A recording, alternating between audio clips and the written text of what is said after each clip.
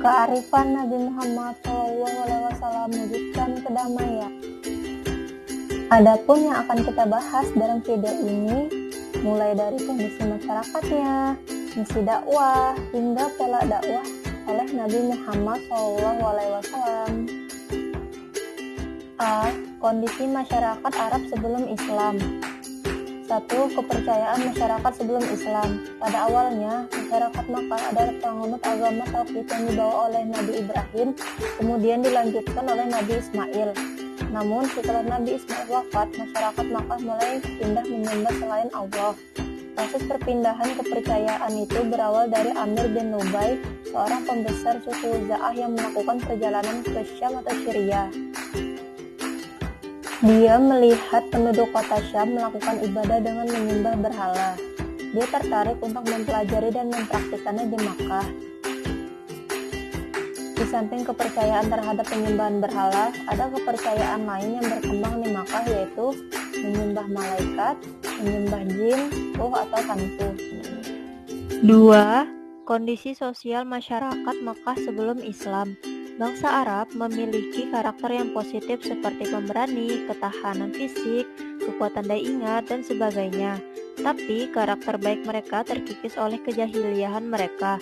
Mereka melakukan kebiasaan-kebiasaan buruk seperti minum khamr sampai mabuk, berzina, berjudi, merampok, dan sebagainya.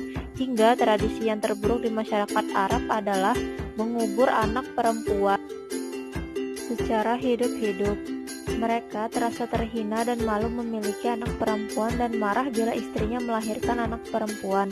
Mereka meyakini bahwa anak perempuan akan membawa kemiskinan dan kesengsaraan. Selain itu, sistem perbudakan masih berlaku di masyarakat Arab. Posisi budak ini tidak memiliki kebebasan hidup yang layak dan manusiawi. C. Kondisi ekonomi masyarakat Makkah sebelum Islam. Bangsa Arab memiliki mata pencaharian di bidang perdagangan, pertanian, dan peternakan. Mereka mengonsumsi daging dan susu dari ternaknya. Jika telah terpenuhi kebutuhannya, mereka dapat menjualnya kepada orang lain. Dalam bidang ekonomi, riba telah menjadi tradisi dan lazim dipraktikkan di Jazirah Arab. Bahkan, Makkah sebagai pusat sudah terpengaruhi sistem riba. Hal ini bisa terjadi karena terpengaruh dengan sistem perdagangan yang dilakukan oleh bangsa lain. Adapun alat transportasi utama saat itu adalah unta, yang dianggap sebagai perahu padang pasir. 4. Kondisi politik masyarakat Arab sebelum Islam. Sebelum datangnya Islam, ada 3 kekuatan politik besar yang mempengaruhi politik Arab, yaitu Kekaisaran Nasrani Bizantium, Kekaisaran Persia yang memeluk agama Zoroaster, serta dinasti Himyar yang berkuasa di Arab bagian selatan. Kondisi politik di Jazirah Arab terpengaruhi oleh 2 hal.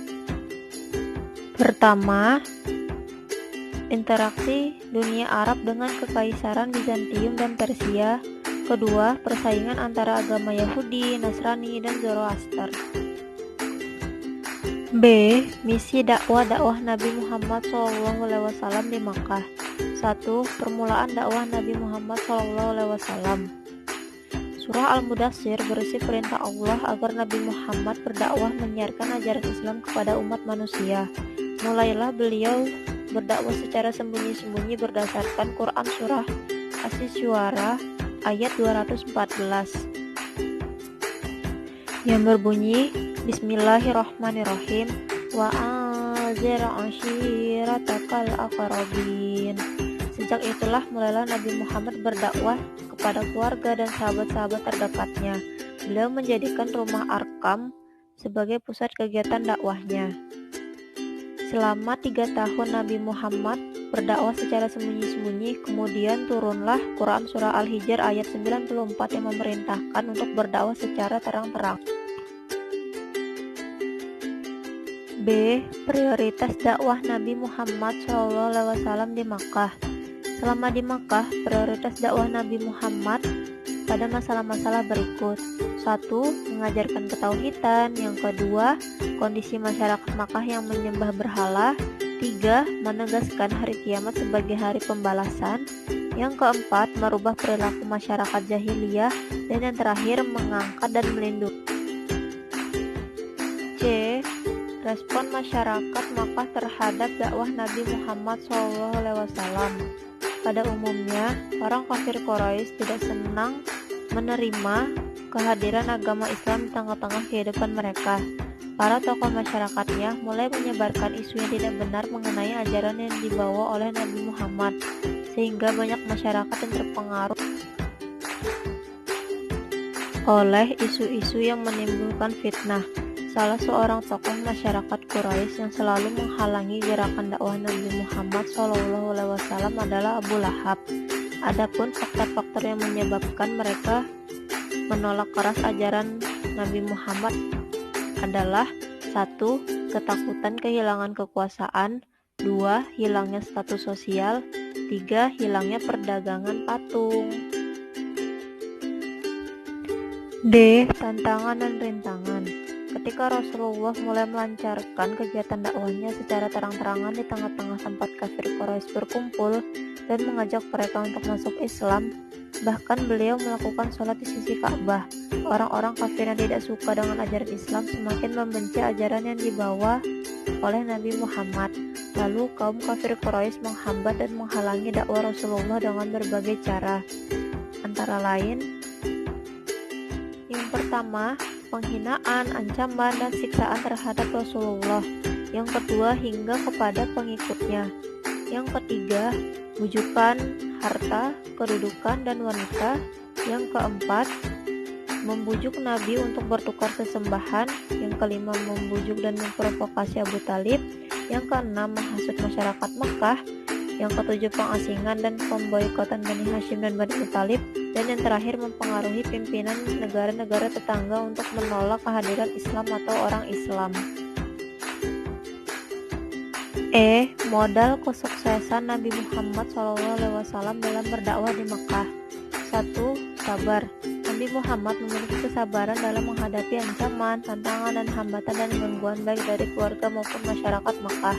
Yang kedua, kegigihan dan keuletan. Kegigihan dan keuletan dalam menyebarkan Islam baik kepada keluarga maupun masyarakat Mekah, serta menghadapi segala rintangan yang dihadapi.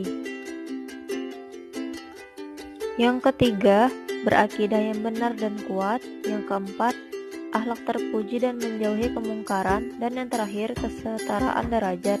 Nabi Muhammad menjunjung tinggi persamaan derajat sesama manusia. Tidak ada perbedaan antara bangsawan dan budak, antara yang kaya dan miskin. Perbedaannya hanya pada keimanan. Karakter ini membuat semua orang merasa nyaman dan diakui secara sama. C. Pola dakwah Nabi Muhammad SAW di Mekah. 1. Dakwah rahasia atau siriyah. Nabi Muhammad SAW melakukan dakwah rahasia atau siriyah ini selama 3 tahun. Dilanjutkan dengan dakwah jahar. Kemudian dilanjutkan lagi dengan hijrah ke Habsyi. Hal ini lantaran dikarenakan adanya penindasan dan penyiksaan kafir Quraisy yang semakin keras, sehingga membuat Nabi Muhammad dan pengikutnya berpikir untuk menyelamatkan diri. Yang keempat, misi ke Taif. Dan yang terakhir, ada perjanjian Aqobah. Dalam perjanjian Aqobah ini terdapat 2 baiat, yaitu mengenai tentang baiat Aqobah 1 dan 2 ini sebagai cara persiapan pendukung dan tempat untuk membangun basis Islam.